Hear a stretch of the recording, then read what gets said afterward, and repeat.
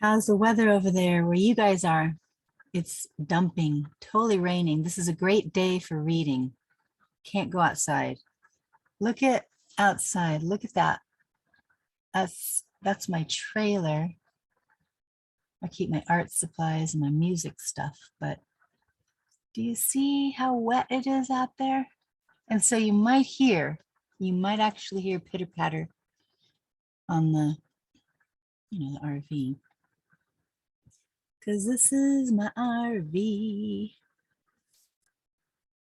36 foot. It's my woman cave. It's a Wonder Woman. I wonder all the time. Do you ever wonder all the time? Because I wonder all the time. I wanted to share the screen, and I found this on the, what was it, Telegram chat, Chris Hauser. Someone posted this affidavit that all accounts are prepaid. Hey, let's read this. It might be a little long. I'm going to have to take a sip of water in between. Got the little space heater going here. It's a little chilly. And I just finished having some Thomas's English muffin. So I might have a little, allergy reaction every once in a while. I notice sometimes people when they're on their Zoom, you can tell that they just finished eating because they'll be like burping or I'm like, gross.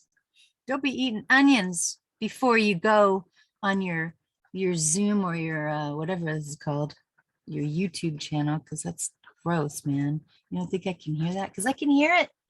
My ears are sensitive. I hear everything. Yeah. So you might hear little raindrops keep falling on my head because I'm having interspersed sprinkles and rainstorm. But let's see how far we can get on this document. Affidavit that all accounts are prepaid.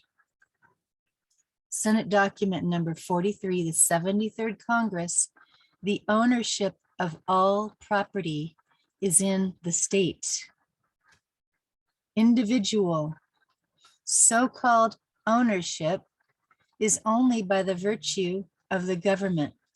Example, law, amounting to mere user, and use must be in accordance with law and subordinate to the necessities of the state.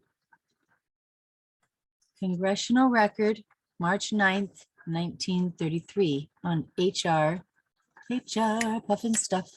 HR House Resolution 1491, page 83. Under the new law, that was in 1933, that is, the money is issued to the banks in return for government obligations, bills of exchange, drafts, notes, trade acceptances, and bankers' acceptances. The money will be worth 100 cents on the dollar because it is backed by the credit of the nation. It will represent a mortgage on all the homes and other property of the people of the nation. Title 18, subchapter 8, obligation or other security of the United States defined. The term obligation or other security of the United States includes all bonds, certificates of indebtedness, national bank currency, Federal Reserve notes, Federal Reserve Bank notes, coupons, United States notes, treasury notes, gold certificates, silver certificates, fractional notes, certificates of deposit, bills, checks, or drafts for money drawn by or upon authorized officers of the United States, stamps, and other representatives of value. or whatever denomination issued under any act of Congress and canceled United States stamps. Wow. We should be saving all those cancel stamps, huh? Interesting. Federal Reserve notes, FRNs, are obligations of United States, all capitalized. HJR 192. The term obligation means Federal Reserve notes and circulating notes of Federal Reserve banks and national banking associations. Title 31, subchapter 3123, makes a statutory pledge of the United States government to payment of obligations and interest on the public debt. Here it is again, Title 31, subchapter 3123, payment of obligations and interest on the public debt.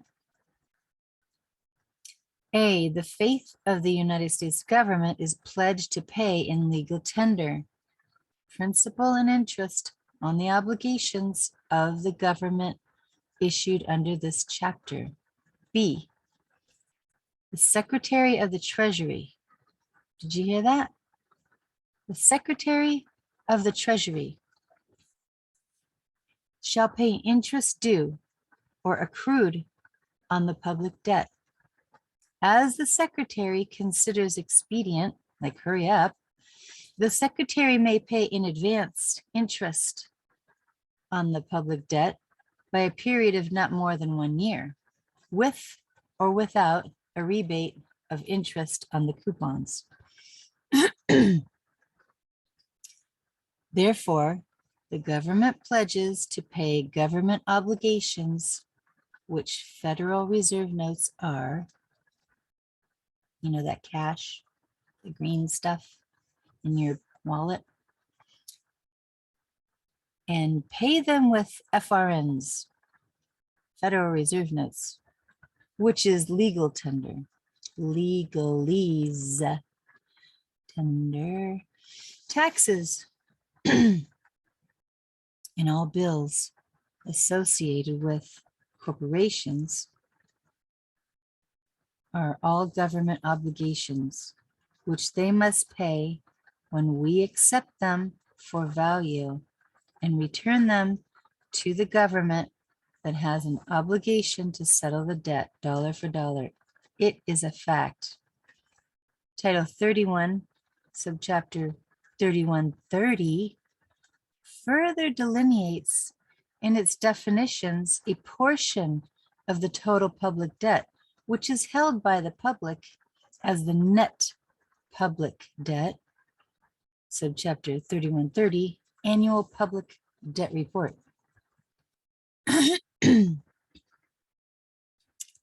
A general rule: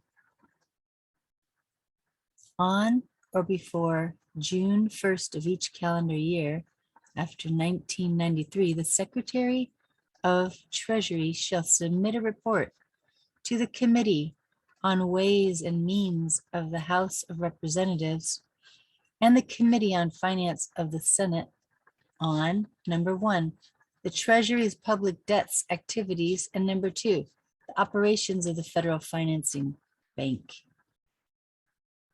For whatever reason we can associate with their actions and reasons they did, so we may benefit, we are beneficiaries. The government are trustees. Trustees pay debts. Beneficiaries do not. Thus, government obligations are not taxable. These obligations of the United States under Title 31, subchapter 3124, exemption from taxation. A, stocks and obligations of the United States government are exempt from taxation by a state or political subdivision of the state.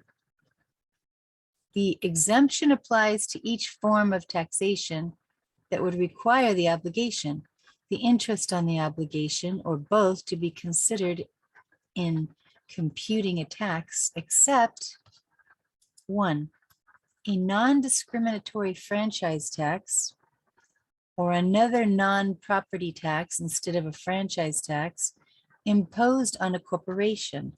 And two, an estate or inheritance tax.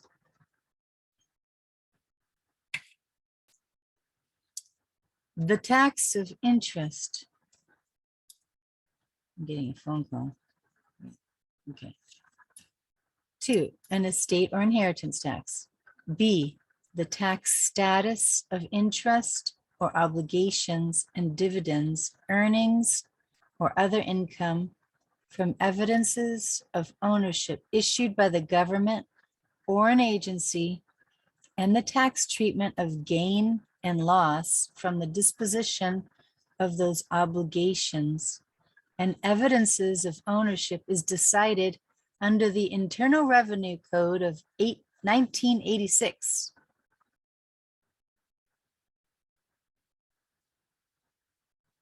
(26 USC 1 et sec). I don't know what that means, et sec. An obligation that the Federal Housing Administration had agreed under a contract made before March 1st, 1941, to issue at a future date, has the tax exemption privileges provided by the authorizing law at the time of the contract. This subsection does not apply to obligations and evidences of ownership issued by the District of Columbia, a territory or possession of the United States, or a department, agency, instrumentality, or political subdivision of the district, territory, or possession. Here we go. The Constitution does not give we the people rights. Did you hear that? Did you guys hear that? When you say, I know my constitutional rights. It says the Constitution does not give we the people rights. But here's what it does. It forbids the government to ignore the God-given rights of the people. Did you know that God is the one who created us? And he told Adam and Eve that we're to take dominion over the land, over the birds of the air, over the fish of the sea. We're to take dominion. So that Constitution, you know, that's not the one that's giving us the rights. What it's doing is it's forbidding the government to ignore the God-given rights of the people, as seen in the 9th Amendment. The enumeration in the Constitution of certain rights should not be construed to deny or disparage others retained by the people. That's why we have to retain our rights. Do not give them away. Excuse me for clearing my throat here. I did have a Thomas's English muffin, and I see it's interrupting on my speech here. I take a swig of water. Okay, so. All right, so in addition, the 10th Amendment, the powers not delegated to the United States by the Constitution, nor prohibited by it to the states, are reserved to the states respectively or to the people. There is no law to discourage the people from creating credit instruments. That's good to know. In fact, by the 14th Amendment, subsection 4, we need to. We need to. So there's no law to discourage the people from creating credit instruments. In fact, by the 14th Amendment, subsection 4, we need to. I agree. We must accept for value the debt instruments or legal tender of the United States. As long as the debt exists, listen to this. As long as the debt exists, the democracy exists. You guys know that democracy is mob rule, right? That where we go, when we go, all, they're all bound together. And they kind of take over, and like there's a few people that don't agree. They're like, oh, we don't care. We got a democracy. But check this out. The Republican form of government, the United States of America, can only come back when the debt is gone. So, you know, those Federal Reserve notes, they have to do with democracy, because when there's debt, that means the democracy exists. That's why you have Obama and the different ones saying we have a democracy. But right here, remember when the fathers, or whoever they were called, when they started this form of government that we have, it was a Republican form of government. The United States of America can only come back when the debt is gone. So check this out. I like this. Since Federal Reserve notes, FRNs, as legal tender are debt notes, an insufficient number exists for their repayment in kind will not cover the interest owed. Using FRNs to pay debts only increases the government obligations on debt by their creation. So they keep doing those printing presses and keep making more fake money, you know, like the game Monopoly. Oh, we ran out of money. Okay, let's start writing stuff on a piece of paper. They just keep increasing that. They're only making more debt because they don't have the, it's not covering the interest. That's probably why when you use that kind of money, that's why they tax it, to pay for the interest. That's my guess. I'm just guessing on that one. Correct me if I'm wrong in the comments. Hey, we got to go back. Darn it. What happened? Oh, wait. Here it is. As it is a fact that all property in the United States as a result of the March 9th, 1933 Act is under the ownership of the United States. Okay, I am going to make this affidavit and send it to my timeshare, because they're trying to say that I'm the owner of the timeshare and that I should be paying the taxes. But hey, it says it right here. Because of that March 9th, 1933 Act is under the ownership of the United States, all property. Hello. And, or its designee, that the currency is underwritten by the U.S. Treasury notes. All right, let's go there. Notes, bills, and or obligations. It is impossible for me. Hey, hello. This is what we're doing, an affidavit here. Let me move my little face here. It is impossible for me to be held liable for government obligations. The unconstitutionality of said act is expressed in Congress's own words. Since March 9th, 1933, the United States has been in a state of declared national emergency. Wow, you guys. That's how they're able to pass all this stuff, because we're constantly under declared national emergency. That's wild. These proclamations give force to 470 provisions of federal law.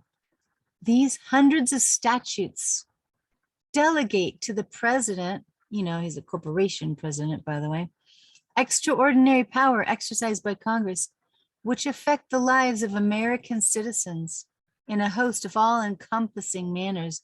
This vast range of powers taken together confer enough authority to rule this country without reference to normal constitutional process. Senate Report 93, 549, July 24th, 1973. Therefore,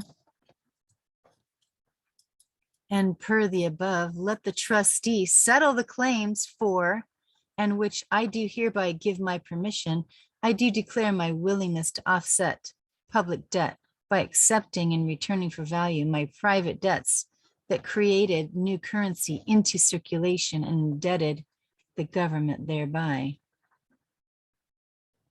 And then you put your name, drafted by who did appear before me. That means you got to get this notarized, and then you got to put it, they're going to put the seal there. So this is an affidavit basically saying that all accounts are prepaid. That's amazing, huh? Wow. What will you do with this affidavit? Well, I'm going to print it out. I'm going to send it to my timeshare. Let them know, hey, my stuff is already prepaid. You keep getting me to pay for the land tax, claiming that I'm the owner. Well, apparently we're not the owner of our houses, our cars, or anything. And all of our debts are prepaid. So get this affidavit, print it out, and send it to where you need to send it. And let me know in the comments what happens. Okay, have a great day. Bye.